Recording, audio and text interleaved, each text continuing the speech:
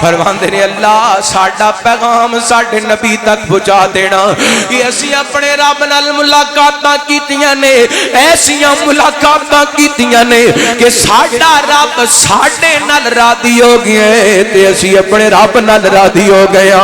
اللہ اکبر۔ صحابہ تے دکھ بھی آئے نے، بھوک بھی آئی ہے، لیکن رب تے رب دے رسول نال بے وفائیاں کیتیاں، رب تے رب دے رسول نال بے وفائیاں نہیں کیتیاں۔ ٹڈوں بھکھے تے پیروں ننگے تے تن دوالے لیراں نال نبی دے دوڑے جاون تے کارن جنگ شریراں۔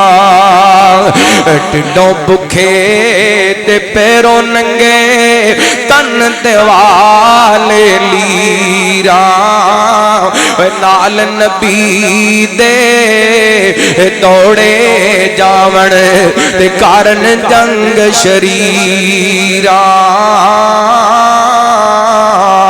ہر حال جمدر نبی پاک دے وفادار میرے پیغمبر نال پیار، آخر اپنیاں جاناں بھی پیش کر دیتیاں نے تے بے وفائیاں نہیں کیتیاں۔